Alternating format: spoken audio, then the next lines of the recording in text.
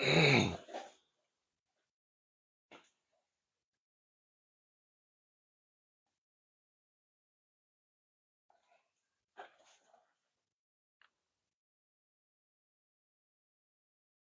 me know when I'm live. I'm live now. Just, did you double check the mic? It's got the blue light on it? All right, that's fine. Just do a mic check. Let me see. Let's see. Michelle's on, so we can ask her. Hey, Michelle.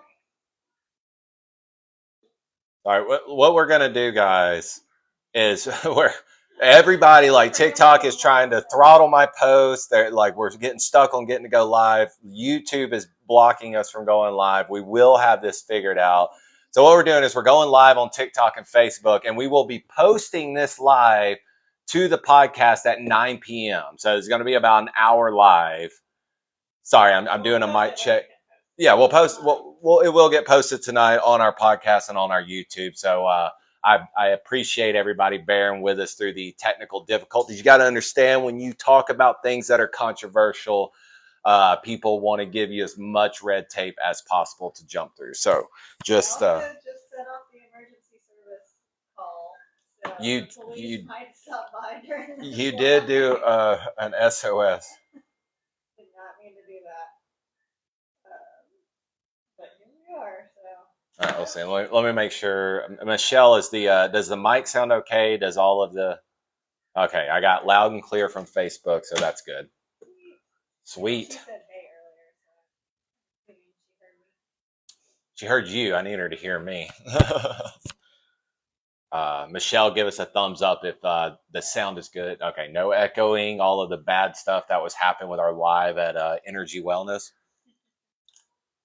All right, well, guys, welcome to the first episode of Talking Rife with Hunter at Electromedics. Now, we are going to have a lot of videos. There are a lot of earlier episodes where we're going to post, how to use a Rife machine and all these great videos that we've posted even long time ago about Rife machines, how they work, how to use them, how to move the magnet, all of these different things. But the main reason for this podcast is to explore the world of controversy into Rife machines and in politics and how Rife machines fit in current day politics. Basically, like this podcast is most likely going to be seen as extremely controversial. I'm going to give you guys my take on current events. I'm going to give my take on social media and on how they block and throttle Rife machines. And one of the big stories we're going to have coming up on the Talking Rife podcast is the FBI and how they targeted me, raided my home, and did all of these things in pursuit to bring down Hunter Samical, and how that fits into today's world and today's current policy, and how that fits into us manufacturing Rife machines and literally just trying to help people. It has nothing to do. Everybody thinks it has, something to do with like me being like some scammer of like, hey, like, these Rife machines can heal you. And it's like, that's not what I'm saying at all. I'm saying they can help you. They have helped a lot of people in the past. And I want to get them to anybody that they can help. People who have nowhere else to turn. People like me who had nowhere else to turn, and I used a Rife machine, and it literally gave me my life back. I no longer live with discomfort. I no longer live with pain,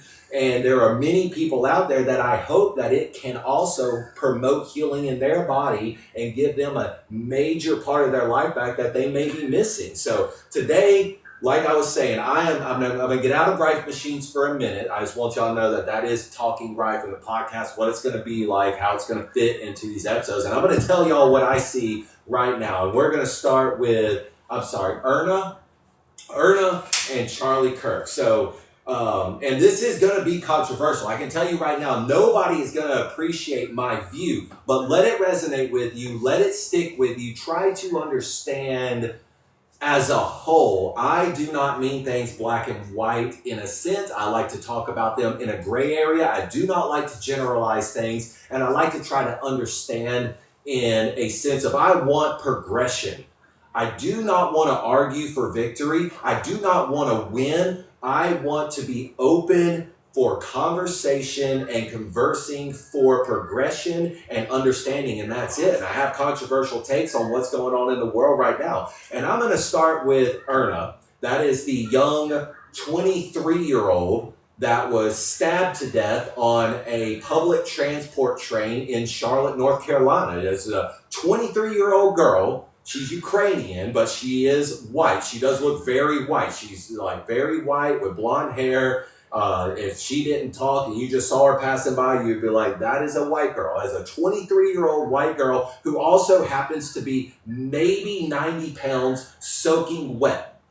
For some reason, she thought in her head that it was okay to go to a public transport system in the middle of downtown Charlotte and get on a train by herself with multiple large males from a different culture than her own, a different race than her own. Not that it would be okay with any race, but I'm just saying that there may be a heightened sense of, let's say, hazard or threat when you are around or surrounded by different people than your own race or your own culture or your own religion or your own football team or whatever it may be. It's just like there's a reason that, we have a herd mentality and we like to stick together and things like that. But for some reason, this woman thought, I'm 90 pounds. I have no self-defense skills. There's no way I could defend myself against a larger woman, let alone larger males that live in the world. But I'm going to pretend that none of those dangers exist, and I'm going to walk into a public transport system surrounded by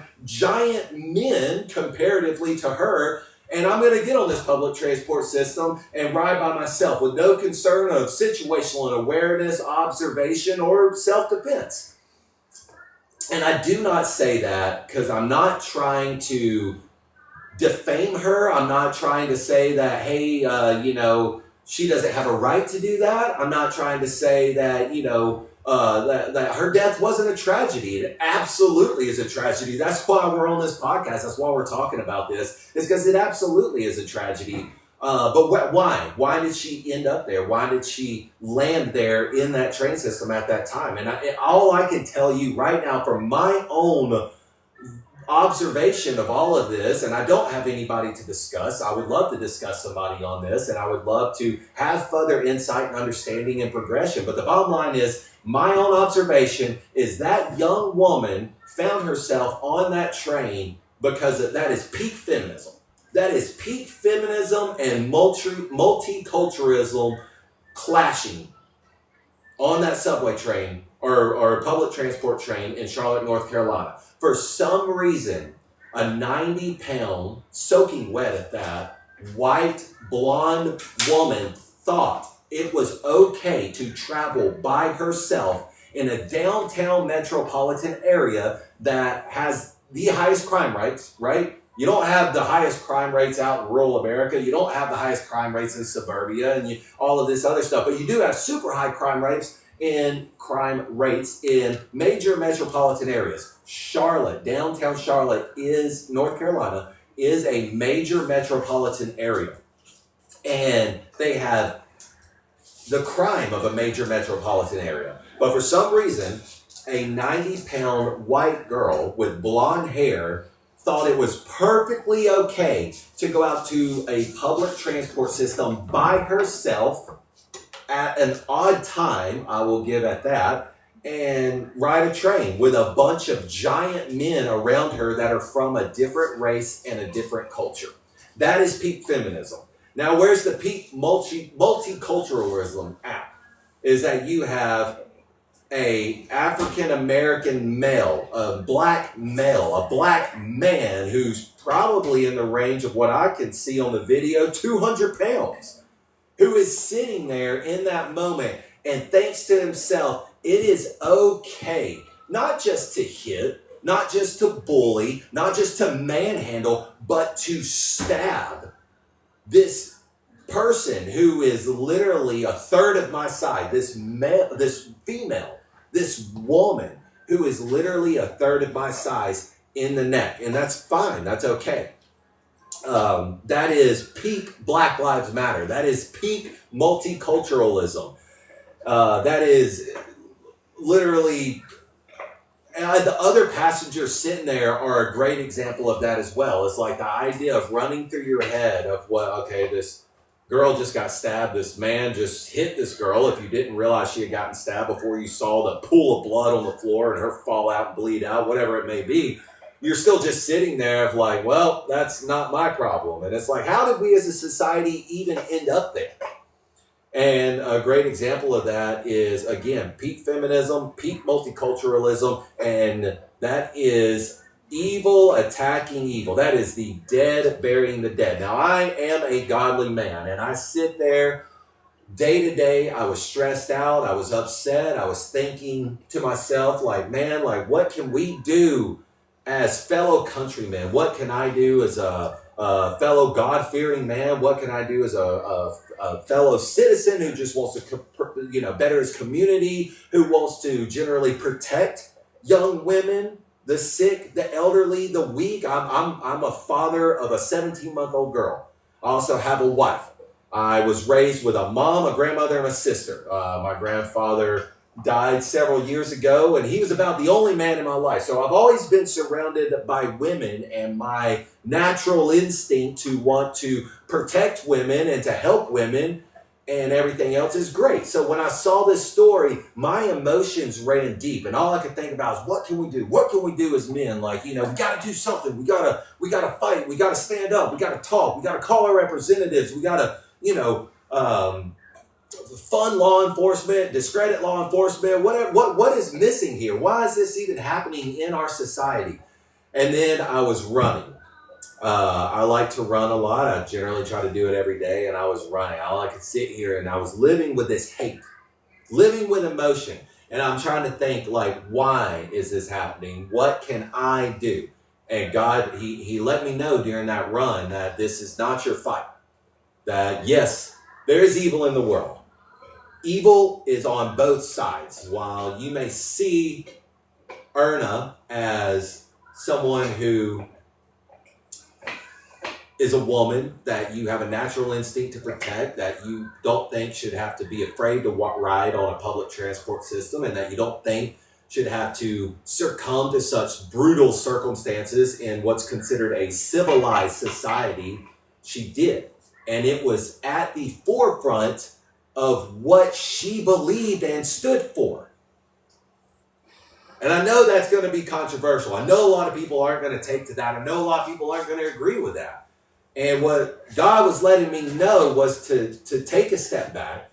Don't insert yourself when I start letting evil destroy evil. Yes, I'm going to say that again. Step aside and don't step in when I, as God, allow evil to start destroying evil. No matter how much I was emotionally triggered by that event. And God let me know. He was like, if you are easily angered, you're easily controlled. If you're easily triggered, you're easily manipulated. And your enemies are using situations like Iryna, situations like Charlie Kirk, to manipulate and control you. Now I'm going to try to go in depth a little bit before I jump on Charlie Kirk, and before I lose a ton of people watching here, because I know that a lot of you aren't going to be happy with that. Because right now all we're taught is rage. Be rageful. Think about the emotions, and all they're showing is these videos of this poor, sweet, young, defenseless white woman succumb to a brutal murder by a giant black man. And I am right there with y'all. I am 100% against it. I'm outraged by it. I want to do something. I want to stand up to it. I truly do. And that is not what God has asked of me. He has asked me to control my anger. He has asked me to control me being triggered. He's asking me to control my enemy's ability to manipulate me. Now, again, when I say that that is evil destroying evil, I'm not saying that Iryna was evil. I'm not saying that she brought herself to that moment in that train and that what she spoke about or believed in or posted about or the life she led or anything deserved what happened on that public train. What I am saying is that at the end of the day, and this will go more into the Charlie Kirk situation as well, if you speak a certain way, you are associated with a group. You have the freedom of speech. And you have the freedom of responsibility and accountability for that speech. Our founding fathers gave us that freedom of speech for that exact reason. It wasn't because they believed freedom of speech was unlimited. It was because they believed that there was nobody that had the responsibility to enforce speech that should not be allowed. And they chose the inconveniences, the dangers, and the hazard of too much free speech than those attending too little of it. And I think that was a famous James Madison or Thomas Jefferson quote. I prefer the dangers of too much liberty than the dangers of those attending too small a degree of it. That is free speech. Free speech is not granted to you without accountability. It's not granted to you without responsibility. It is just granted in the sense that our founders sought to block any government institution from being the enforcers of free speech. Why? Because it will always be abused. It will always be manipulated. It will be used for profit or power or political opposition, the suppression of political opposition. And they're just like, I'd rather people say things and live with the dangers of people saying whatever they want than live with the dangers of government deciding who they regulate speak. But that did not mean that you were alleviated of the responsibility of speaking freely. It didn't mean you were alleviated of the consequences of speaking freely. You speak a certain way, it comes with responsibilities. Just like you dress a certain way, it comes with a responsibility. If you dress like a terrorist, you will deal with the consequences of dressing like a terrorist. If you dress like a bank robber, you will deal with the consequences of dressing like a bank robber. If you dress like a stripper, you will deal with the consequences of dressing like a stripper. That is called responsibility and accountability. Is it right? No, absolutely not. You should speak, dress how you want. Should not come with a level of violence, but it does come with a level of discretion. We all have a form of what's considered discrimination, and we use it to assess healthy food. We use it to assess the dangers of a situation that our family may be in. We use it to assess the dangers of driving down the road. You use discrimination when you drive by an old truck and he's hauling a trailer, something heavy, and you're like, man, those axles look rusted. Those tires look deflated. They don't look like they checked the PSI before they made this trip. I'm not sure those ratchet straps are from this century. How safe is it for me to ride beside this guy on the interstate?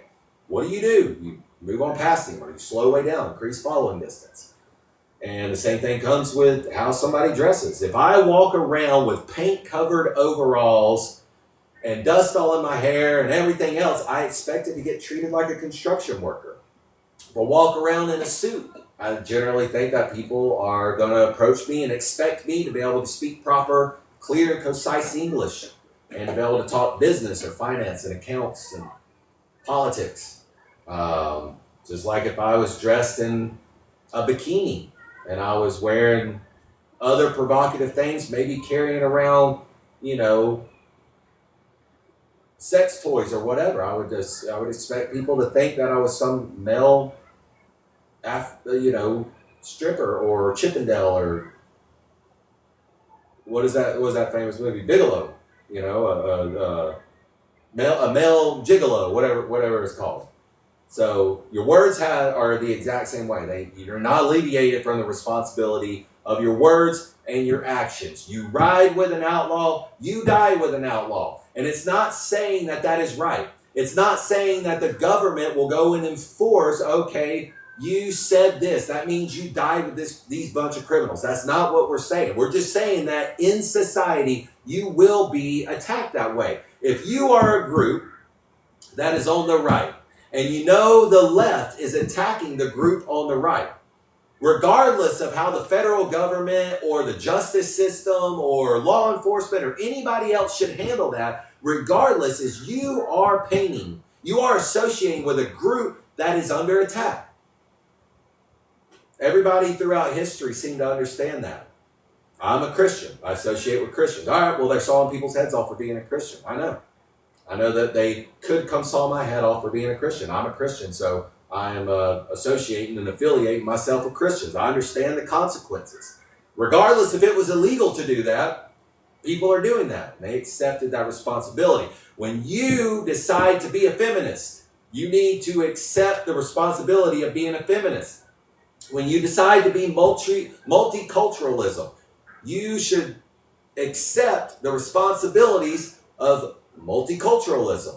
And guess what? Part of that, is finding yourself on a public transport surrounded by people that are a different race and a different culture than you.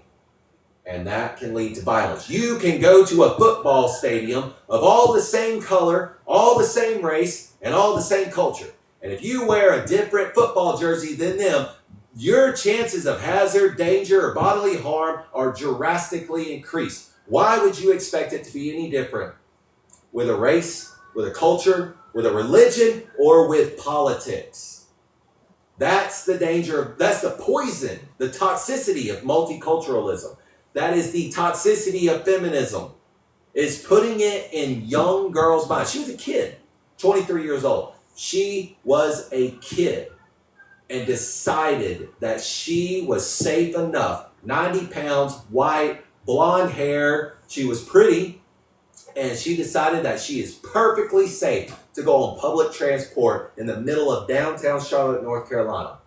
No self-defense skills, no self-defense contingency plans, no ability to defend herself, nobody there with her, nobody watching her. And I can only say that clearly she did not have a father in her life. Clearly there was not a man in her life that was anti-woke feminism, because no father would ever teach their daughter that that was an okay situation to be in. I hope that has clarified how I feel about the Iryna situation. I would like to move on to Charlie Kirk before I kind of move into how that is associated with Rife machines and the politicalization of Rife machines and the targeting of Rife machines and Rife technology or Rife devices, frequency therapy devices, different things like that. Because Charlie Kirk, sorry guys, I'm trying to keep this as casual as possible, but I am very passionate about this, and I'm telling you now that God has spoke to me in many incredible ways to make sure that my enemies do not have control over my anger. They do not have control over my triggers so that they cannot easily manipulate me. But I am still very passionate about what we're talking about and the things we're talking about, because I do believe it is incredibly complex but easy to understand if you simply take a step back. You have the time to look at it. You have the time to reflect. We often are so driven by our day-to-day tasks, providing for our families, working ourselves to death, too busy with work and bills and debt and everything else. It's made to drown us. We are a civilization that is drowning in information while starving for wisdom. And all it takes to get a little bit of wisdom is take a step back, breathe, let all of the bullshit that doesn't matter, like bills and work and everything else, let that go away.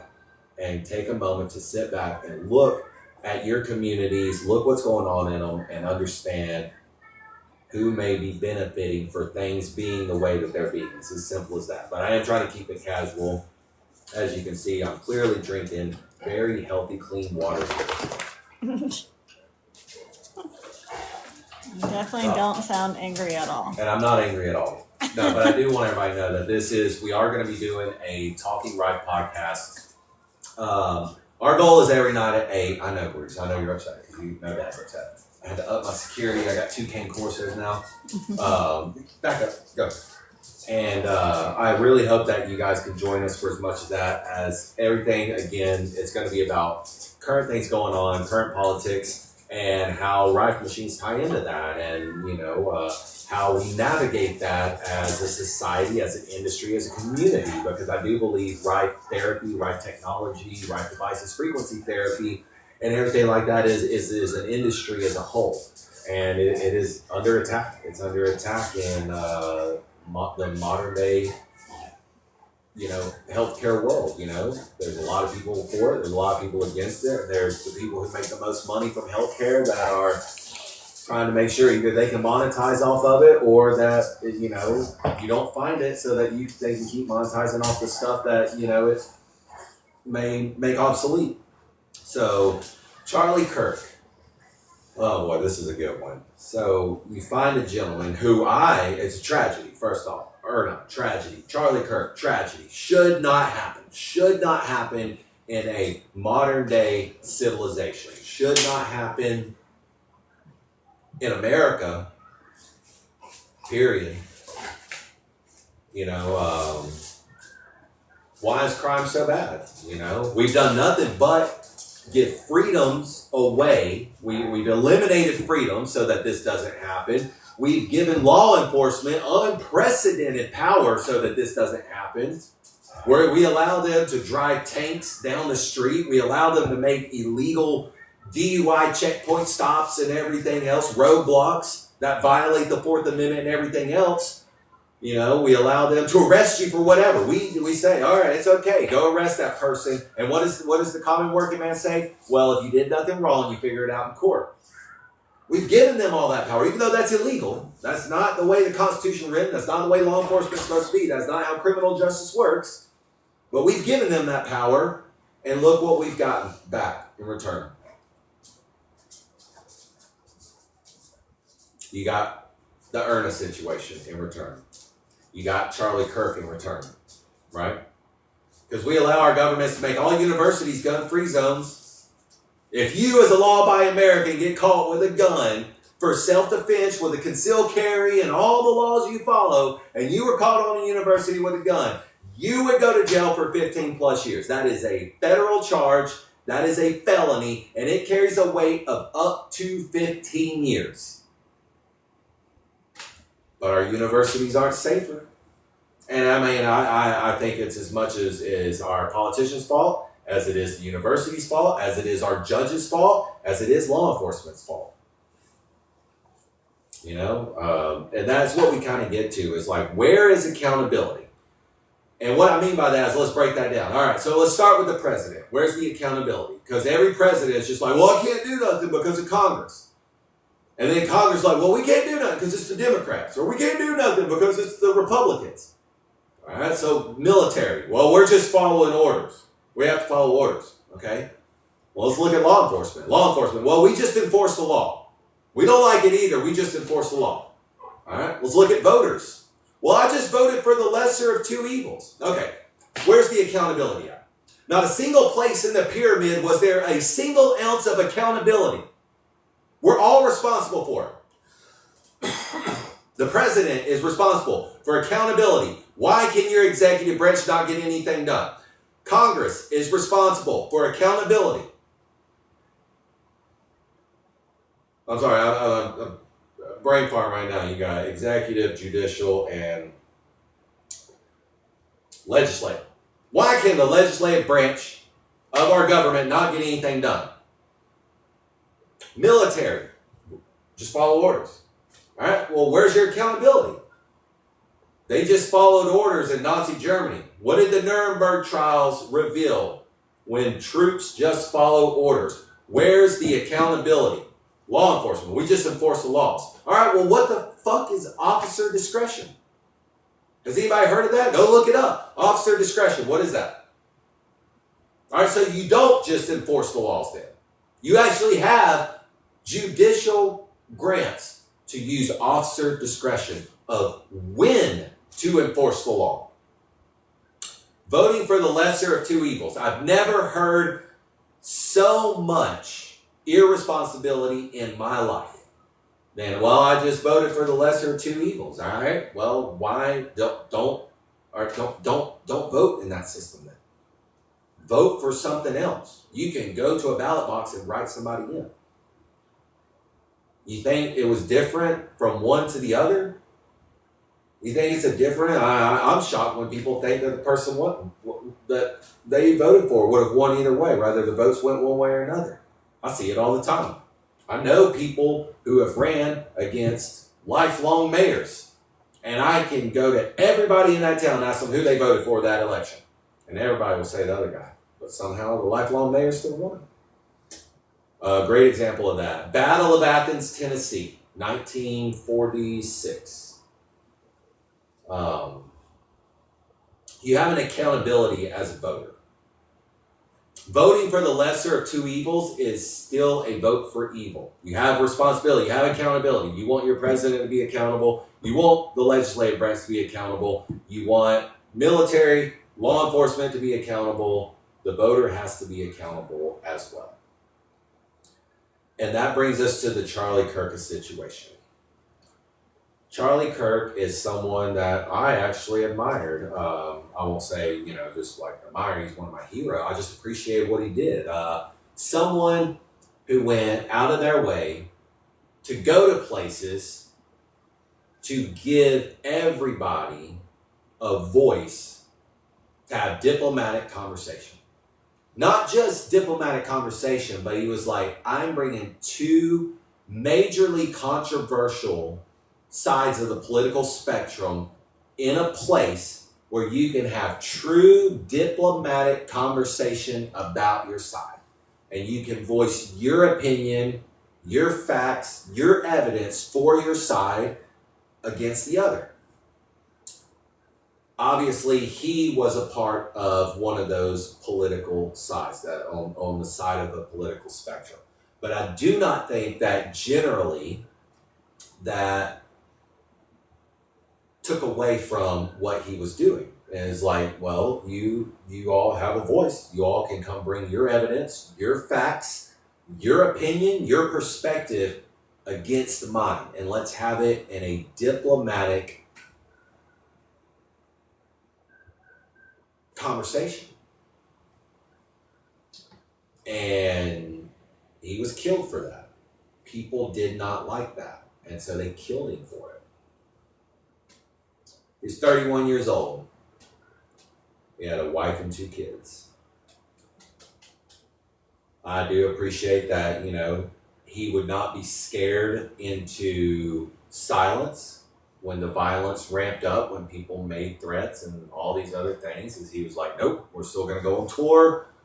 We're still going to go to universities. We're still going to open a stage and a microphone to everybody that wants to have a voice, that wants to have a diplomatic conversation about their side of the political spectrum. And I can have nothing but respect for that. Not a lot of people will offer that. Not even social media will offer that. A lot of people will try to throttle, bully, intimidate, or just straight, censor. And Charlie Kirk went out of his way to make sure that that wasn't the case on his tours and the platform that he did. I'm not saying Turning USA didn't do that. I know everybody obviously is biased to their own political spectrum, but when he was out there live in real time, he gave somebody else a microphone, allowed them to have their opinion, and he was killed for it. And it was absolutely wrong. It was absolutely a tragedy. But here's the controversial part. This is why everybody is going to not like me for a little while, until they see it, until they actually reflect and pray and talk to God, and they see it as well.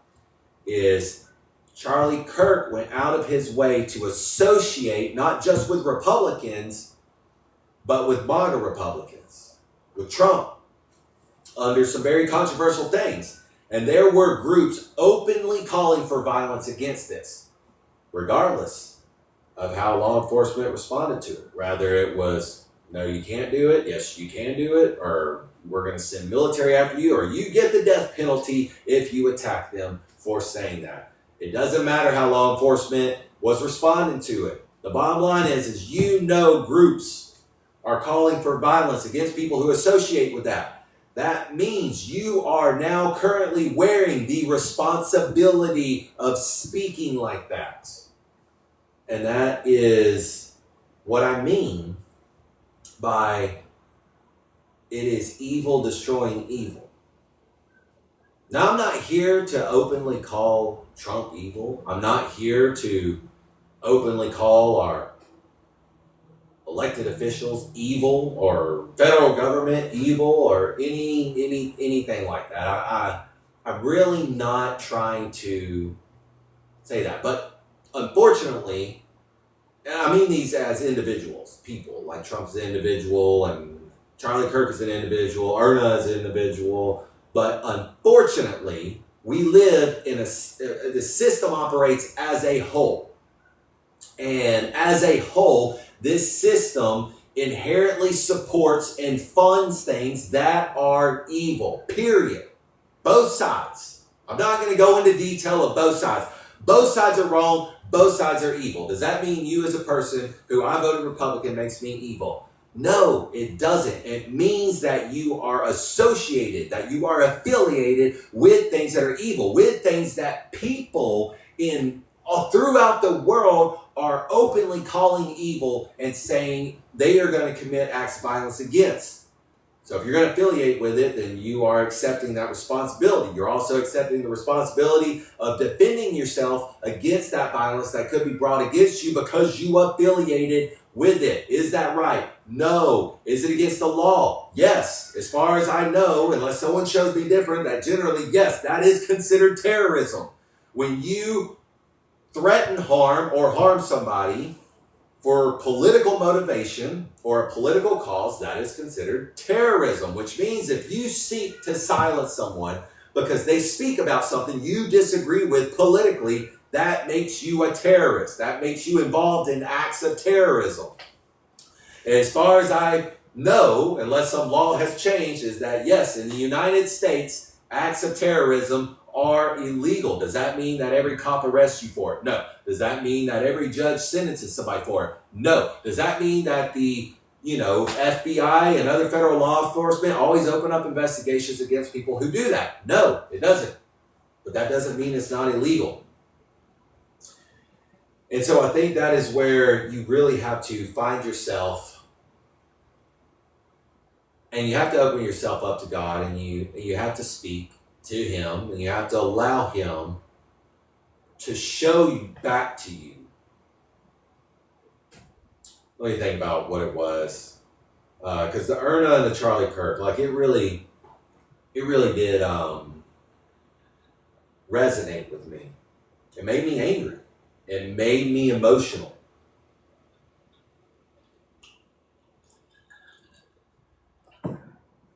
And then God just kept showing me things of like, this is what it looks like when evil starts destroying itself. And a lot of people don't think it's evil destroying itself because, they're on two different sides. They're two different sides of the same coin.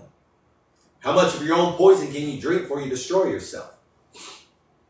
You create the propaganda for the left to attack the right. The right creates propaganda for the right to attack the left. How much before you believe your own propaganda and you start to destroy yourself?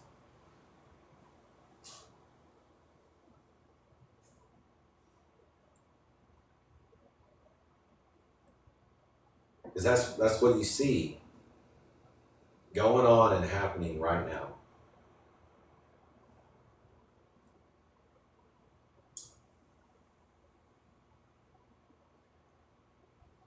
Both sides of the aisle. I'm just going to give you my full take. And I may be getting a little conspiratorial right now. Everybody always likes to talk about different conspiracies. There was the poster of Iryna. She was in her bedroom, laying on her bed, and there was a poster in the background that had Black Lives Matter written on it, and then down at the bottom it had I Can't Escape written on it. The Charlie Kirk assassinator, who's got some Eastern European name, most likely Russian or something like that.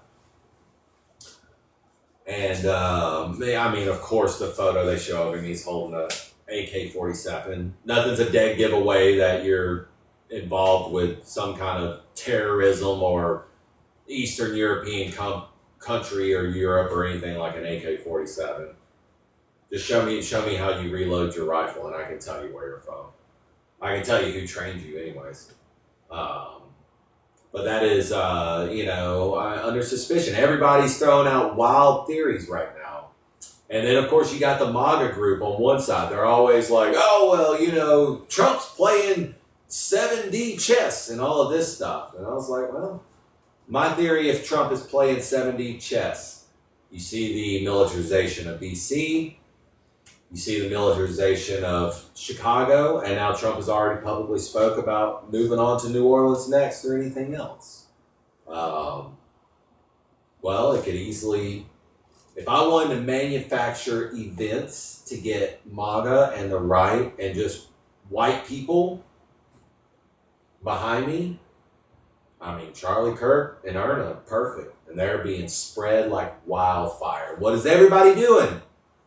They're being easily manipulated, easily angered, easily controlled.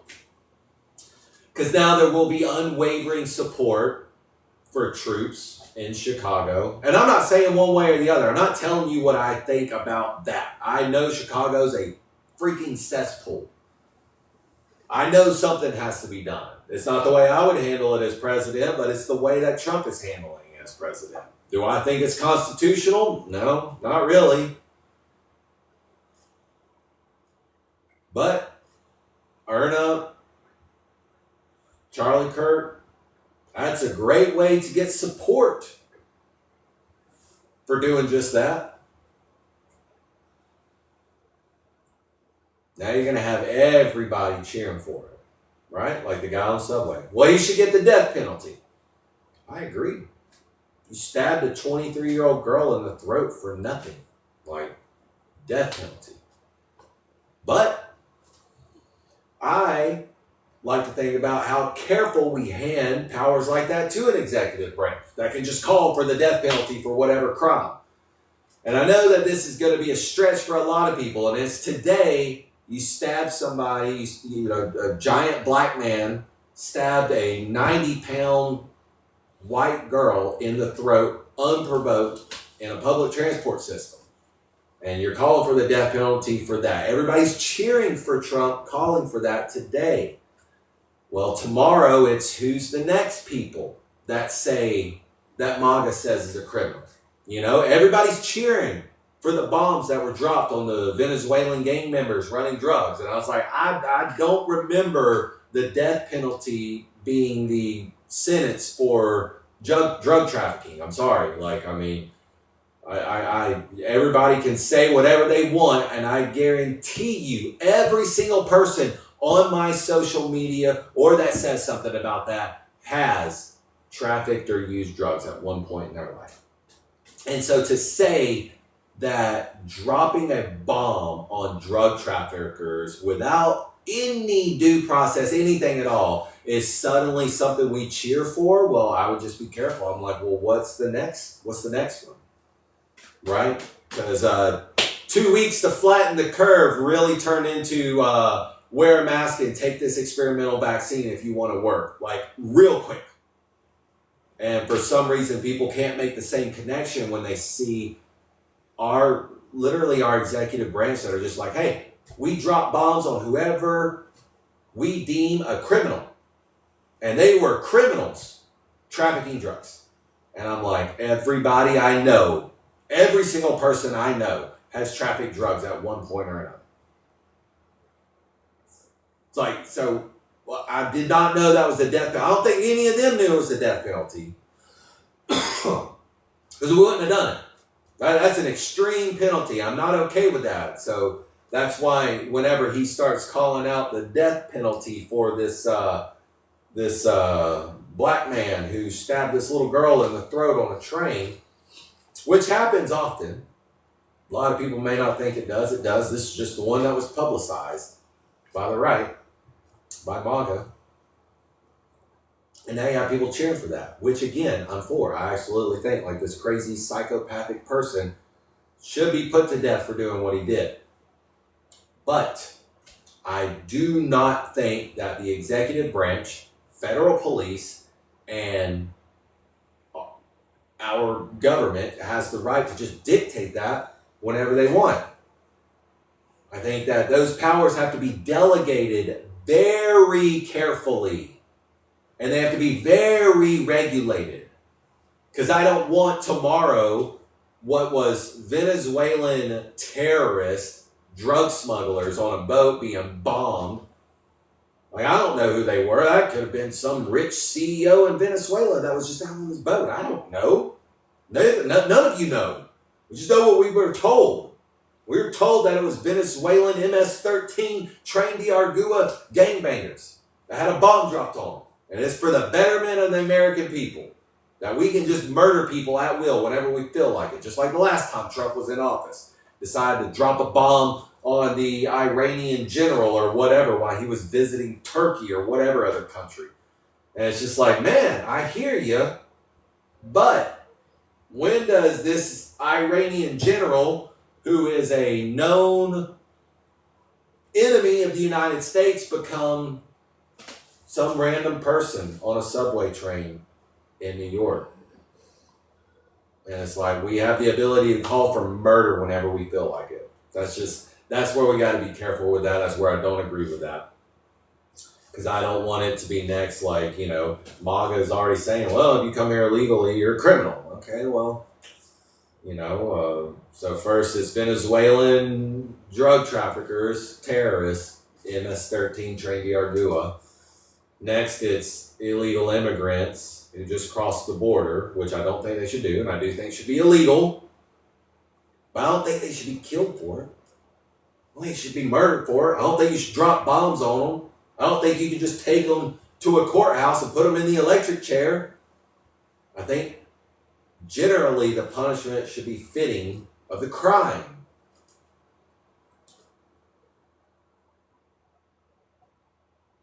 And I don't want to see that turn into even worse.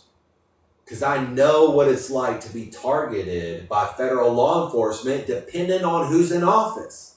And our laws should not be dictated based on who's elected into office. They should have so little power when they're elected into office that it doesn't matter who's elected into office. It's not going to change my business, my finances, my life, my legal system, my criminal justice, how law enforcement operates. Because all of that should be dictated by a constitutional republic. Not by whatever king dictator is voted in by mob rule.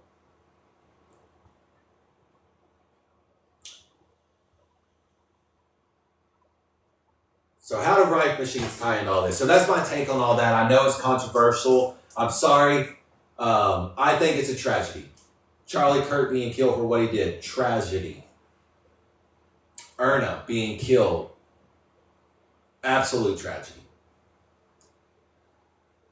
But God is saying that he is allowing evil to attack evil right now. Evil is tearing evil down right now. And I have been told that it is not my place to go out and stop that. It is not my place to go get mixed up in it. God does not want a good person, a good warrior, going out and getting mixed up in the violence right now. He has told me, let the dead bury the dead.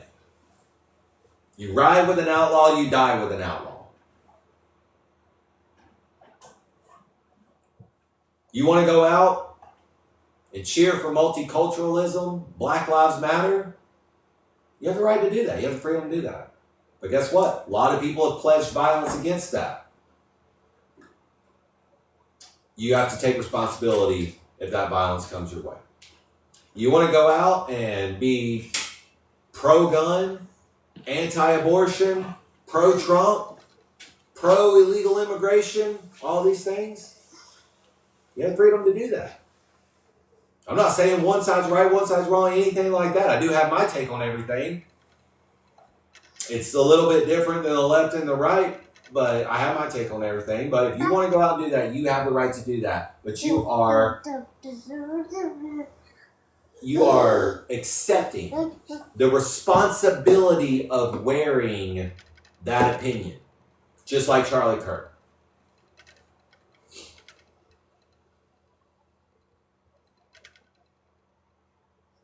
Now, how does Rife Machines tie into all that? Because I walk with God, I trust God, and I do believe that, God is allowing a war between evil and evil, or the evil and lesser of evils, as a lot of you may call it, or a lot of people may call it, take place. And God is destroying that evil. And this is his method of destroying that evil. You live by the sword, you die by the sword. You ride with an outlaw, you die with an outlaw. And I had somebody who uses our Rife machines. And they bought it, not because they have joint pain, immobilization, or some health ailment that they're trying to cure, anything like that, but because they wanted to use frequency to become closer to God. They wanted to use frequency to help open up a spiritual communication between them and good, between them and what's righteous, between them and what's justice, between them and God. What is godly? What is the godly path? And they truly believe. They came to my home. We talked, went over Rife training. We had some fun. We did some other things. And they looked at me and they told me, they're like, I believe your Rife machines are a weapon of God. He's like, I want to drive around and play the God frequency on your Rife machines and just drive around so that everybody can be exposed to it. And I was thinking about this of like, how is it? Because as I was running and God was trying to speak to me about, don't be upset, don't be enraged. That's just your enemies trying to control you. All of this stuff that you're seeing with Iryna and Charlie Kirk and all this other stuff, it is manipulation. It is a form of control. It is evil destroying evil, and don't pay any attention. And I thought about how hard it was to not be emotionally triggered by that. I thought about how hard it was to wake up every single day and go running. How many people do you know that wake up every day and go run? How many people do you know every day, throughout their day, they only consume things that are generally healthy, like fresh meat, fresh vegetables, and fruit, and water, maybe herbal tea or some form of fresh juice or something like that? How many people can avoid McDonald's cheeseburgers and Snickers bars and cereal and all of this other stuff? How many people can avoid sitting in front of Netflix and going and exercising or going and hiking through nature? How many people can avoid being on their phone instead of spending time with their children or creating, some form of art, whether it's music or drawings or paintings or anything like that? Things that are healthy, things that resonate with you, things that help you be healthy and just move on. And it's hard. Why is it hard? If you look at anything in nature, they find excitement, fun, and everything in their day-to-day lives of what keeps them healthy and helps them survive. They go look for food, they go look for clean water, they go look for mates to continue their bloodline.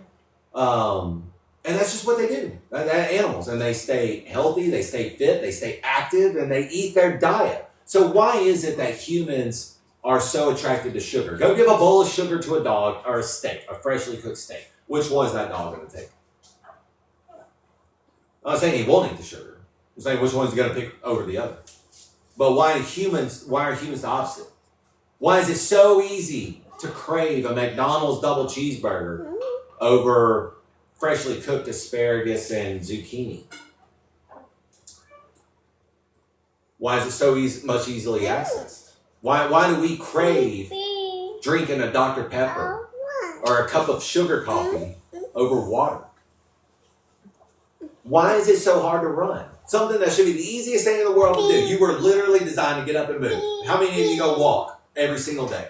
And I don't mean like just walk a little bit. I mean, how many of you go walk miles a day or run miles a day? It should be the easiest thing to do. It was naturally instinct given to us to keep us healthy. It was a way we stayed fit, got hungry, and looked for food and water and foraged and found shelter and everything else. How many people do that? It should be one of the easiest things to do. But for some reason, our brains tell us to go sit in front of Netflix, to go sit in front of football, Call of Duty, video games, Facebook, whatever it may be.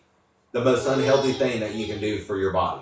And it's like, why is that? And I started thinking that maybe there is more to the story. And maybe they do use certain things like radio frequency, electromagnetic fields, electrical fields, and all of these other things to attack our bodies, to make us more lured, to make it harder to run, to make it harder to want a steak and eggs with butter and to go after McDonald's double cheeseburgers with fake fries and sugar and seed oils and things like that. It's like I was running. I was like, running should not be this hard. I run every single day. Why is it so hard? Why does it take so much mental discipline, so much mental toughness to go out and run every day? And I was like, maybe there is some form of energy that drowns us, that blankets us from Wi-Fi routers and electrical meters and TVs and smartphones and game consoles and you name it, that makes it harder to do those things. And then that brought me immediately to that thought of that guy telling me that he believed my Rife machines were a weapon of God. Because it does give you those natural electromagnetic field frequencies that are found in nature that promote wanting to eat fresh vegetables, that promote wanting to eat fresh meat, that promote wanting to walk, wanting to run, wanting to exercise, wanting to be outside in nature and get in the sun. Why do we want to stay in air conditioning? We were built to be very hot in the sun and very cold in the winter and at night. But if you go out and do that right now, it is one of the most uncomfortable things to you in your head. Why is that? And I don't think it's the way our bodies were built. I'm starting to think it's not the way our bodies were built. I'm starting to think that there might be a little more to the story. Not that I don't think that AC isn't comfortable. But there may be a reason that we feel like we need it. Maybe it's the frequency that AC puts off. And that's the beautiful thing about exploring a Rife machine and the God frequency and how it can bring us closer to nature and make us help control some of those urges. Make it easier to run. Make it easier to crave vegetables. Make it easier to say no, to not want something. Just like a dog, you can hand a dog a banana and the dog's like, no. Try to feed a dog a pickle, and I feel like that generally a lot of things in nature, you'll see that they do have those cravings. So they don't like eating things outside of their diet that help them be healthy. I just know this was going to kick you off.